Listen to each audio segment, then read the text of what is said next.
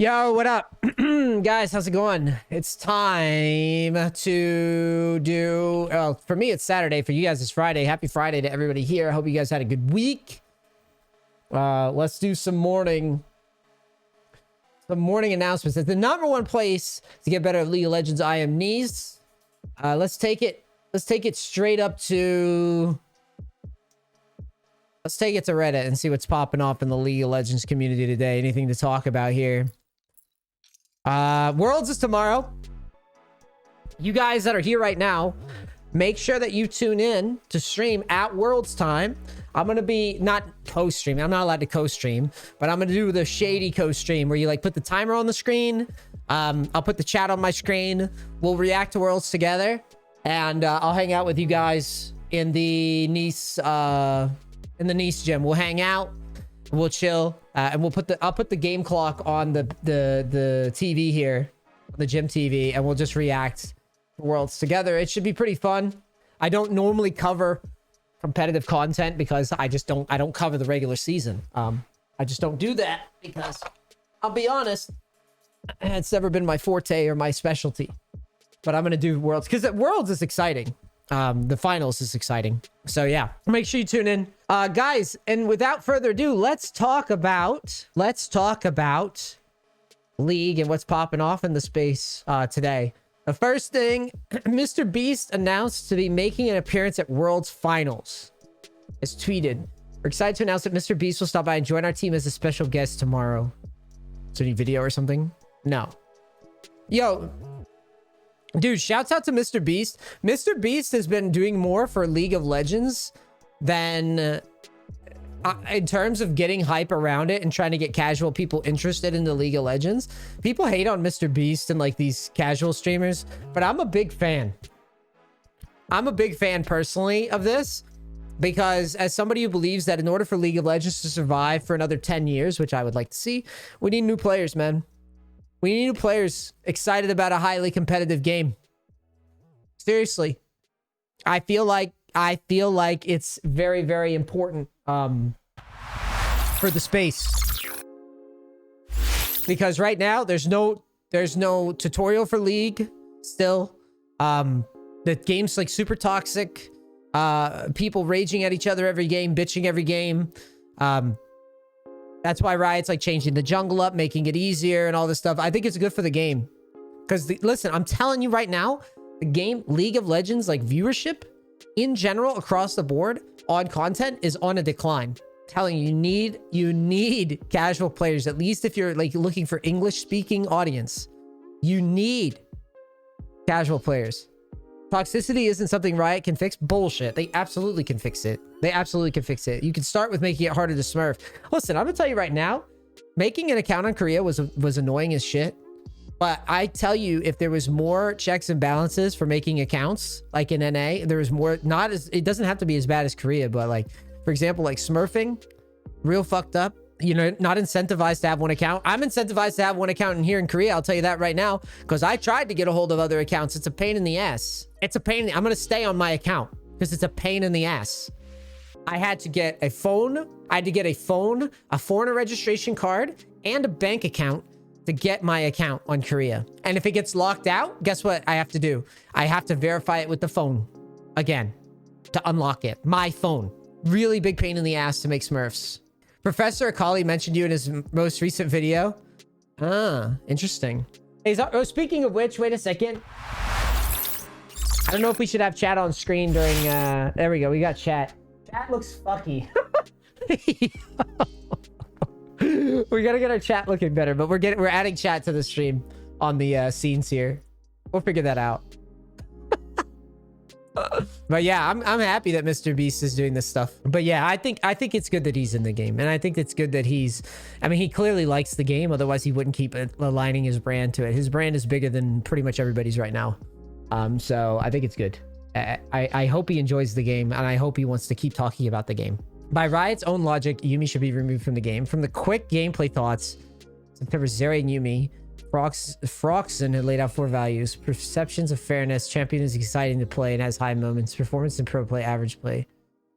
The dev team usually seeks satisfy. For instance, Riot might has abysmal performance, but at least he has counterplay. It's exciting as high moves, balanced pro play. Yumi, however, fails a grand total of 0 of these values. First, few perceive Yumi as fair and counterplay is minimal. She remains untargetable 95% of the game, and her sustain enables her ADC to safely farm under tower. Second, Yumi is neither exciting to play, nor does she have high moments. Her kit contains very little skill expression, and her high moments pressing R in a team fight are quite unexciting. I mean, that's kind of a debate point. I mean, I'm not saying that I think it's exciting, but I'm saying that someone could find it. Like a person playing Enchanter and hopping on and off of champions, it could be exciting. You know, this might piss off people, but well, it's not gonna piss off anybody. I agree. I think the champion design is probably the worst that they've come up with. I think Yumi to me is not ban worthy because it's so bad in solo queue generally. I think when it's good in solo queue, it's because people are duo abusing, has been my experience. But otherwise it's pretty bad. But it is a terribly designed champion. I mean, it really does feels like a champion designed to be played by people that don't care. And the fact that it's viable to an extent that it plays in pro is pretty much a great summary for why this should never be, this shouldn't be a part of the game. I agree. I think it should be removed or reworked or make it so that she has to hop around more. I mean, that could be really cool. Like a champion's hopping off and on champions really quick. Like you constantly have to be jumping off and on, like much lower CDs, and turn her into like a high skill, like risk. I think you could actually argue for it if her play patterns were much faster. It feels like even like catching her sometimes doesn't feel that great either. I don't know. That's the best advice I could give, is like my feelings on it. It doesn't feel like catching her is all that great because there's not many ways to catch her because she's very rarely off of the champion. But I don't know how you could make that work. It would take a lot of tweaking, and I think that it might wind up making her even more only for experienced players. Right? Like, I don't know. I don't know. Yeah, put a time limit how long she could be on a single champion. I don't fucking know. There just has to be more. It needs to come. I think they've reversed the approach. I think the way that she plays right now is like Booba streamer sits on a carry and gets carried. But I think it should be a high skill champion. I think that's the way to make Yumi work.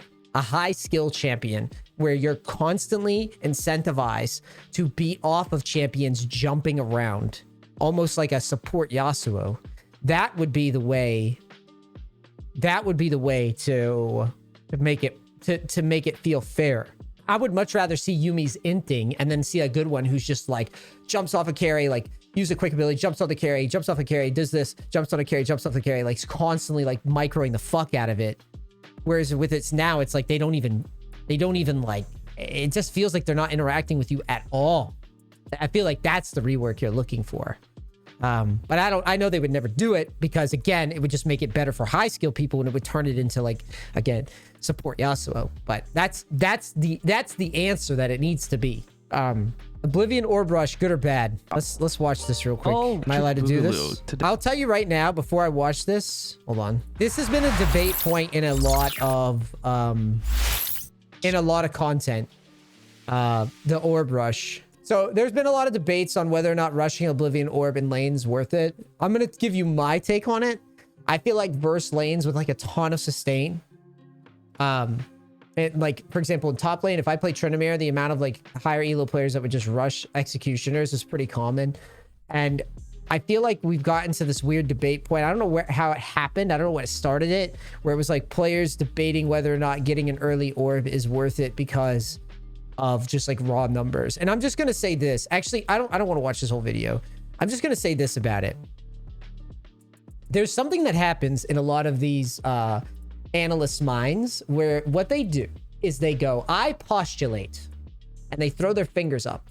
They say, I have a hypothesis. I postulate. I think, I theorize that this item is the best item to buy. And what they'll do is they'll go in the practice tool and and this happens. I've seen tons of coaches do this. I've seen tons of people do this. I've seen content creators do this. they'll go into practice tool and they'll pull up the practice dummies and they'll be like, at this level, at this combo, haha, it does more damage. See, bam. And it's always a very disingenuous way to sound smart to me. And the reason why I say that is because they condense the entire argument down into a practice dummy, into a very like single target scenario where they say this does more damage. Now, don't get me wrong.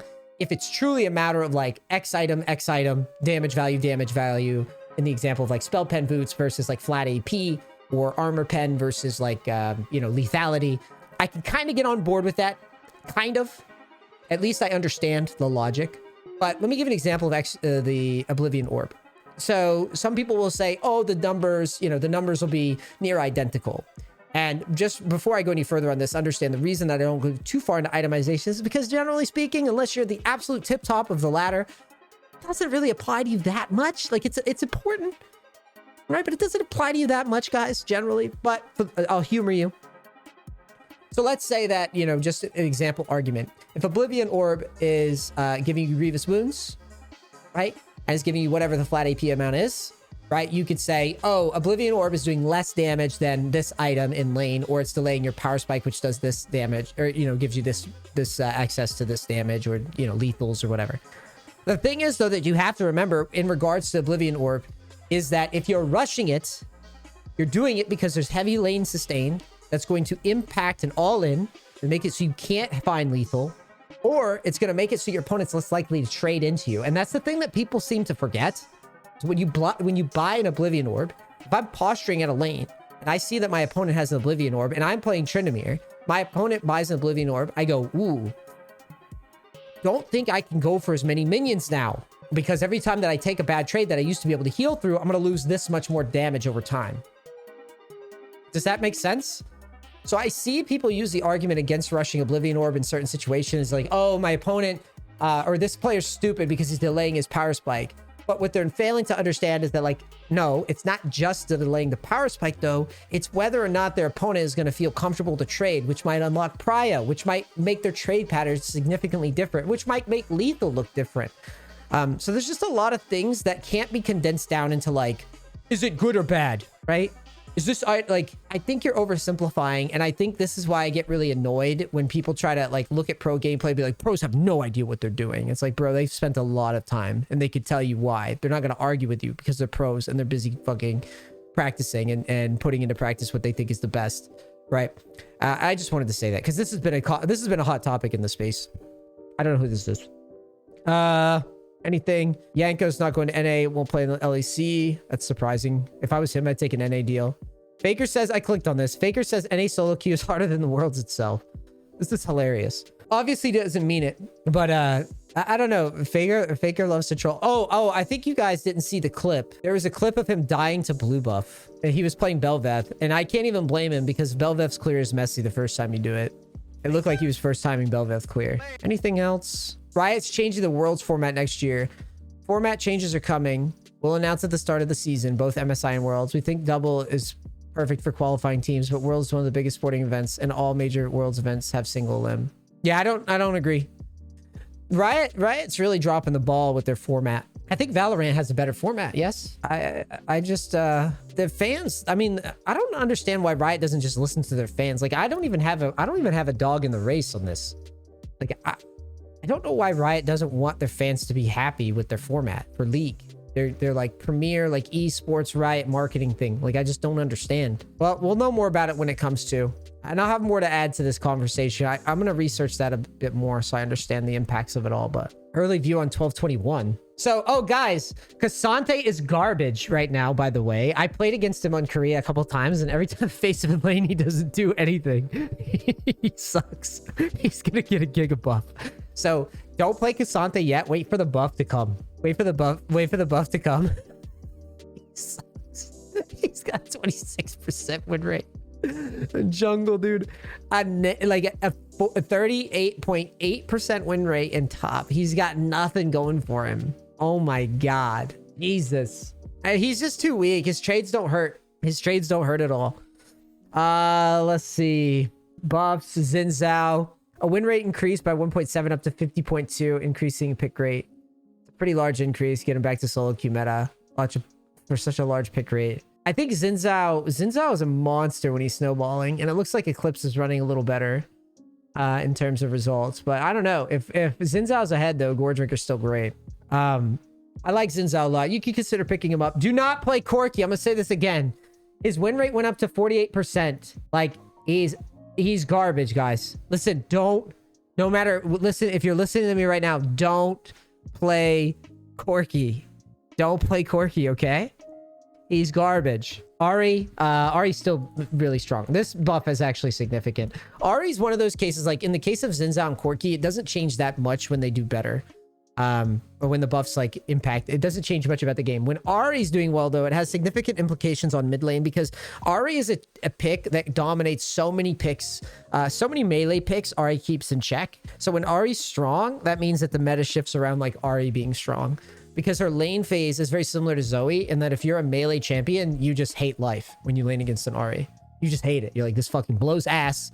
I don't want to play against this bitch. Like even a Kassadin doesn't like playing against Ari if played correctly. So this buff is the most significant, like I said in the patch notes, this is the most significant change. Malzahar, this is the one that I said in the patch notes where I was like, this is the one that's the funniest one. Remember I said that it was a very significant change. The E executing minions is a very significant change. And here you go. The largest change right now is this pick rate increased by 114%. So a lot of people saw it the way I saw it. His win rate went up slightly, which is very significant. Because that means that a lot of newbies are playing Malzahar and they're winning. So guys, seriously, if you're watching this right now, if you're watching this stream, play Malzahar. If you need an easy mid lane champ, watch my Malzahar coachings and then try out Malzahar and you will see how fucking badass he is at carrying games. You just push and roam. Nerfs, Bel'Veth, still strong jungle. She lost around 1%. Still good. Still good champ, which is what I said. Blitzcrank. He only lost 1% win rate dropping. Yeah, it was a slap on a wrist. And his jungle sucks, so don't even. Misfortune dropped by win rate down. A pick rate dropped by 17. Oh, dropped by 17.5 to 14.5. Got it. APMF is still not an option in any position. Still bad. Crit Slayer's still the way to go. Shouts out to this Redditor, by the way, who does this. A dead man's name. Very cool. Bonus. I make these posts of people wear skill orders. Defensive boots are overestimated. Tabby's steel. On average, I call Tabby steel even underpowered. Mercs seem to do fine, but are overbought. Should be used. MR tenacity combo. Just the two. None of these boots are bad. I think Lucidity are strong, and I've been spamming them. Apparently, Swifties are good too, which I find interesting. But I definitely feel like I buy Lucidity a lot, and I seem to get good results with Lucidity, and that's why I've been buying them in my games, because it feels better. Tabby's doesn't feel that great. But however, you need to realize that Lucidity is bought by people that are snowballing a lot. Whereas like defensive boots are just the staple go-to. So take for that what you will. I think that if I'm snowballing, I pretty much always go Lucid for a reason. That's about enough for the news today, I think. I don't care about this guy. Anything else? Complaining about signature champs, blah, blah, blah. Faker's deaths, military service. Nothing exciting. What the fuck is this? Why are these guys on a train? Champions select anonymity coming to PBE. Yes. All right, that's a big one. Yes. Coming to PBE, it'll be enabled for normal draft pick there, but only for ranked solo duo when it goes live. Oh, hold on. Yes, Riot. Yes. Yes. This is really good. This is good for the game. I don't care what anybody says. I'll get a bunch of morons in my comments saying how, like, they always get trolled or blah, blah, blah, blah, blah, and they can lick my fucking butt cheeks. They can lick my scrote. Good for the game. That's all I got for the news, guys. Let's get to gaming. It's time to game.